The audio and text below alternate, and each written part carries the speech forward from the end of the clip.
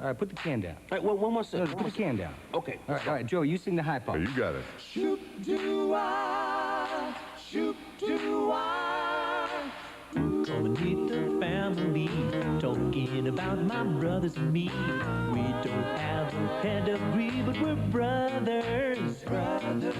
We might follow different dreams, we might play on different teams. Where it counts behind the scenes, we're brothers. We might march to different drums, we might disagree. Don't you know when trouble comes, you can come to me, you're my family. And curve that life may throw, anywhere the wind may blow. Brother, ain't it good to know we're three? Life is full of stress and strife. You lose a lover, leave a wife. A brother's a brother for all your life. We'll be brothers. Good. Yeah. That's it. It's good. It's good. It's good.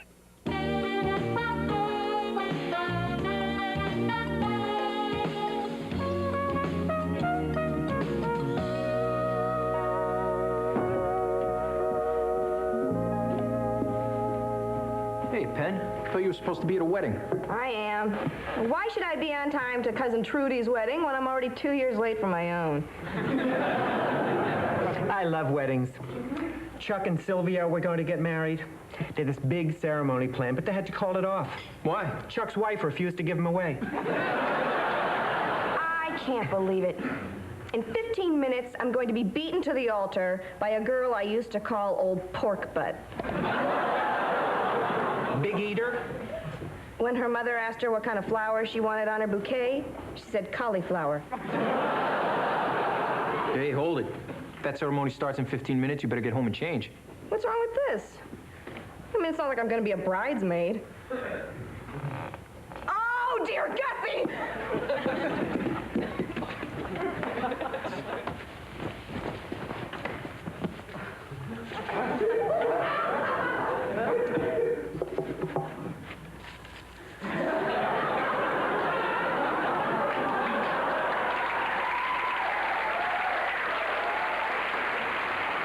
Well, it's good enough for pork butt. Here you go, Donald. Was that veal? Yes? Great, I forgot to get our present.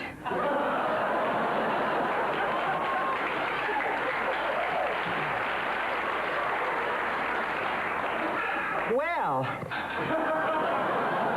Could I see a dessert menu? Sure. Cliff, I don't know whether I should say anything, but there's a customer in here who keeps staring at you. So, what's new? Women still hit on me from time to time. This is a man. Which one? That one.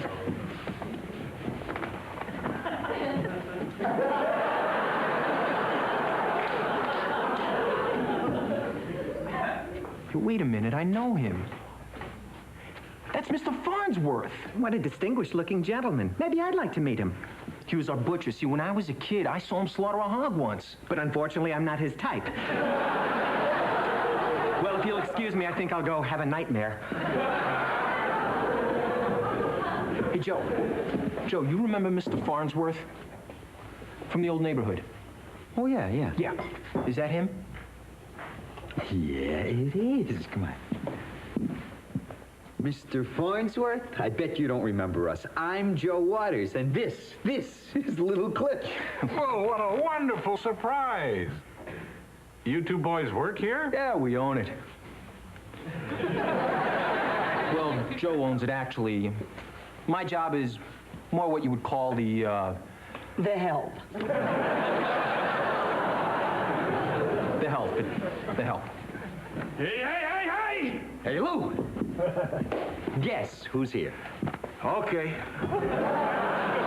Is there a time limit? No, Lou. Mr. Farnsworth, a butcher from the old neighborhood, he's here. He ain't welcome here. Of course he's welcome. It's all right. I'll go. I certainly didn't come here to cause trouble. Goodbye, boys. Hey, what's with you? He wasn't doing anything. Why'd you make him leave?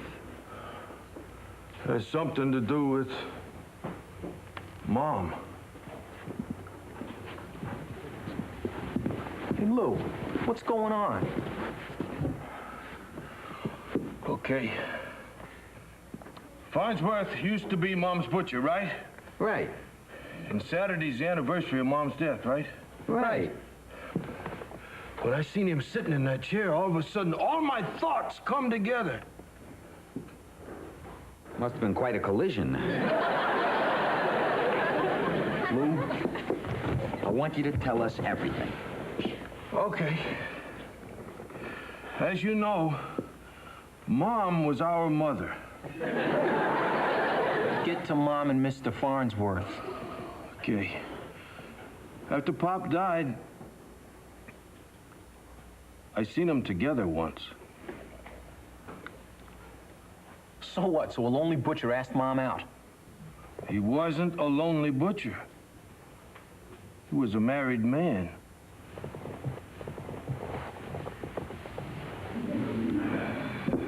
A married man took advantage of our mother.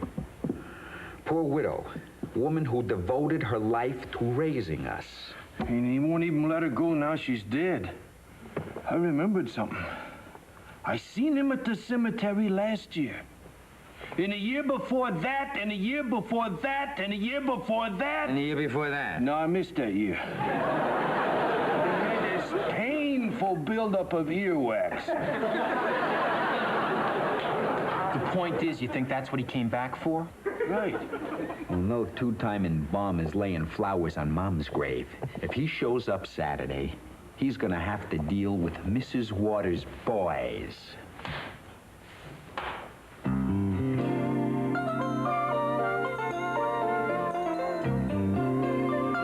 Greetings, boys and girls, and all who might be faking it. Hi, Donald. What can I get you? Do you know Mark Harmon's phone number? No. Well, then nothing for me, thanks. So, Donald, have you heard any interesting news lately? Oh, you know. Maybe one small item, but of course I've never been one to gossip. How about you? Any news? Well, I did hear one thing that sort of held my interest. But I've always felt the same way about gossip that you have. Of course. Absolutely. You're not going to believe this. You know that Mr. Farnsworth was in here the other day. He was in the fair with the boys. Mother and now he's back in town. The boys are all bent out of shape. You ever show his face again here? I just don't want to think about it. When did you hear about this? Joe! You told me this morning. When did you hear? Cliff called me last night. Damn! Can't beat the Homo hotline. Where are they now? Well, the last I heard, Lou was driving everyone to the cemetery so they could lay some flowers on their mother's grave. What a lovely thought. Yeah. You know, those boys have always cared about their mom. No, I meant the thought of Lou on his way to a cemetery. Lou, will you try and calm down? No way! Farnsworth had no right to be there! Fine, but could you at least stop yelling? No! I need to break something! How about the record for most years between intelligent thoughts?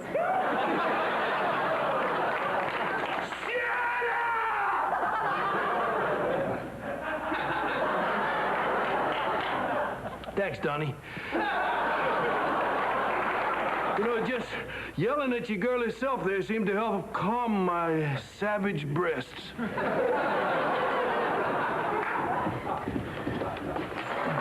I take it Farnsworth showed up at the cemetery? Yeah, he showed. And we let him know how we felt. You didn't hurt him, did you? No, he stood his ground. You mean he fought off all three of you? No, actually, he stood on his ground.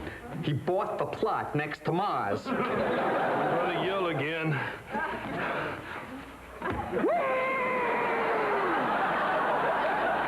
You mean as in your father to her left and Casanova to her right? I think it sounds romantic. Like Merle Oberon's Kathy to Laurence Olivier's Heathcliff. Laurence Olivier played a cat? No, you noogie. It was a love story between a stable boy and a privileged girl. Life took them down many different roads, but their love never dimmed. And in the end, they were together in death as they could never be in life. Screw 'em.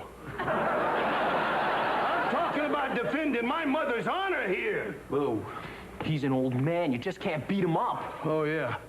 But in a few years, I'm gonna be just as old as he is, and then bang, I'll fix his wagon. Look, there's not going to be any hitting. I've given this some thought. And there's only one thing to do. We're going to buy that plot from Farnsworth no matter what it costs.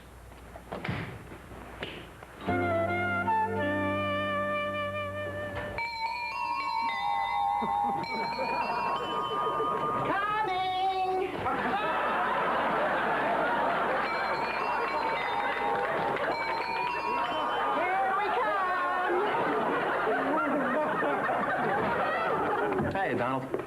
Hi, Cliff. Donald, has your life become this lonely? Bite your tongue, Cliff Waters, or I'll have Godzilla do it for you. Isn't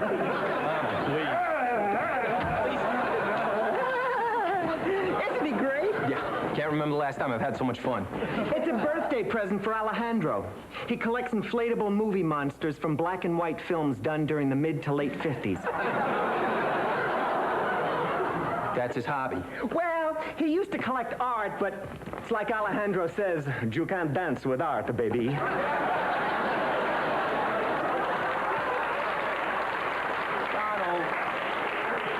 can I have some coffee? Stay. Hey, Donald, remember that movie you told Lou about earlier? Wuthering Heights. Yeah. Well, I've been thinking about that film all day. So have I. Do you know, if Olivier had taken his shirt off, would have been a masterpiece. See, what's been on my mind is the part about them being together in death the way they couldn't be in life. What if Mom and Mr. Farnsworth had been together in life the way they could be together in death, only with more wiggling? Cliff, whatever you're trying to say. Donna, what I'm trying to say is Lou found out after Pop died. I mean, he's not exactly swift. What if he missed the start? I mean, Mr. Farnsworth could be my father. Your father? Yeah, well, he could be, right? Right? What do you mean, right? Donald, you're supposed to say I'm getting carried away. God, if I wanted someone to yes me, I'd hire Ed McMahon. Well, it is a possibility. What do you know about your mother? Yeah, well, hardly anything. I was so young when she died, the only memories I have are what Lou and Joe told me. And this.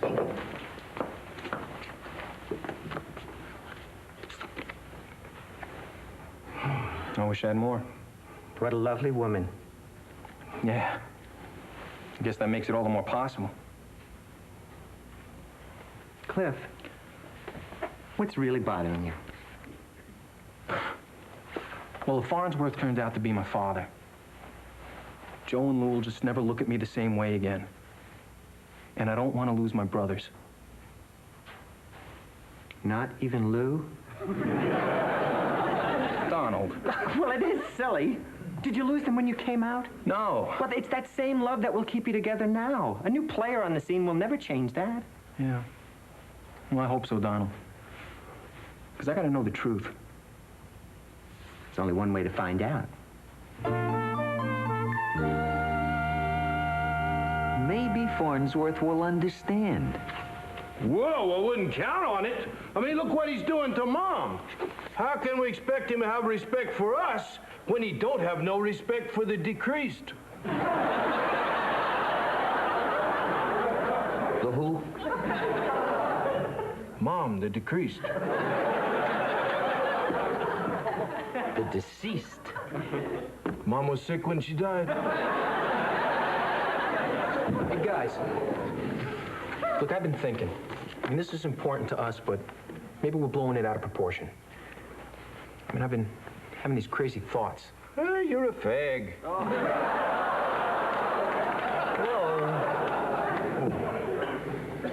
What kind of thoughts?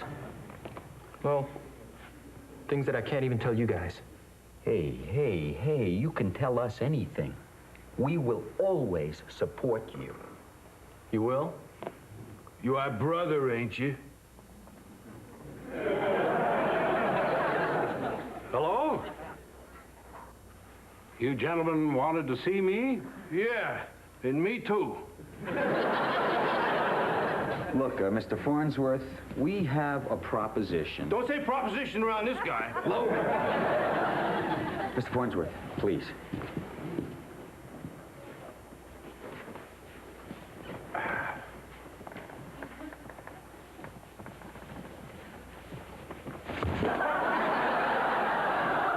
I'll just pull up a chair.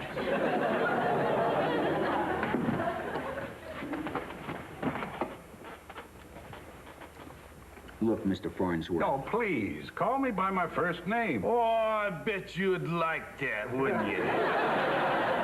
Well, yes, I would. Well, I ain't gonna. I'm gonna call you Tex. Yeah, that's it. Tex. I understand you gentlemen are upset, but perhaps you could look at it from my side. Oh, no, I ain't moving. I'm sitting right here. Once you get us up moving around there, first thing we know, you've gone for a knife. A knife fight? You know, my hands are so gnarled with arthritis, I can't even whittle. Look, Mr. Farnsworth, all we want to do is buy that plot from you. You name your price, we will pay it. It's not for sale. Mr. Farnsworth, be reasonable. It can't be as important to you as it is to us.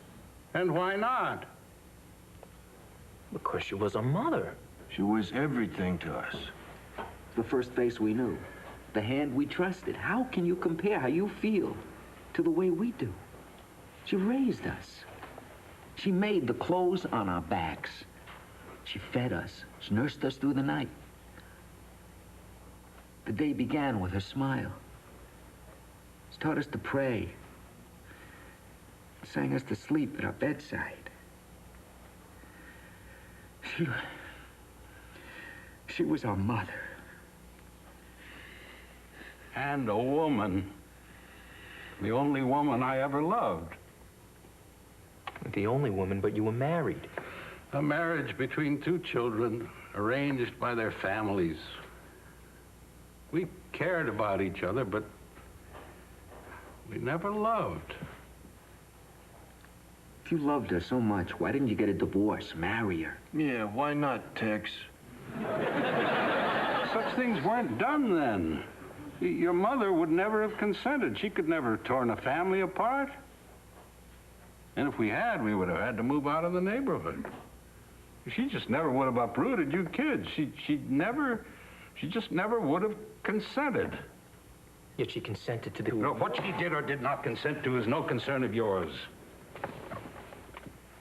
I've asked myself, would Marie have wanted me to have that plot again and again? And again and again, Marie tells me yes, from in here.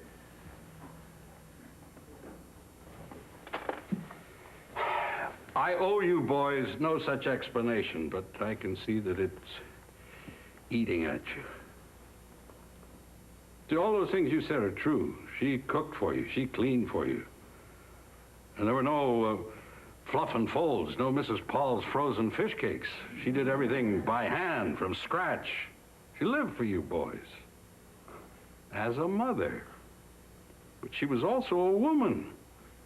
Widowed, not yet old. What were her joys? Things were hard for women then. She couldn't even go out and smoke a cigarette in public if she wanted. That's true. Mom never smoked. Although Aunt Mafalda did chew tobacco. Her one joy, she walked in the park alone Wednesday evenings when her sister came over. And one evening we met by the bandstand, and thereafter many times. We'd walk and talk. She'd laugh. It's a long time before her first laugh, but then it came easy. Came like the summer rain when it would. It's unexpected. And I told her about William Butler Yeats and John Donne and William Blake. She'd never heard such things. But, oh, she was quick. Before long, she could recite their lines by heart. And eventually, we touched hands and held them. And once, just once, we shared a kiss. A long summer kiss with the smell of cut grass blowing coolly across our fevered cheeks. That's it? Only a kiss? Just once. And in front of just one person. That moron hiding in the bushes.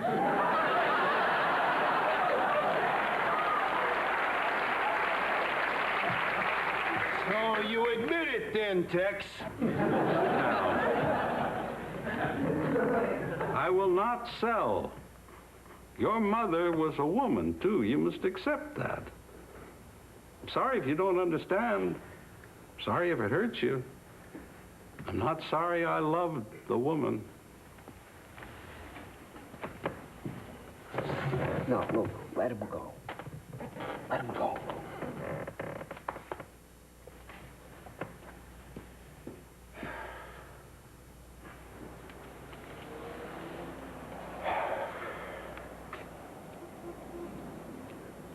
Mr. Farnsworth, Yes? tell me something about my mother.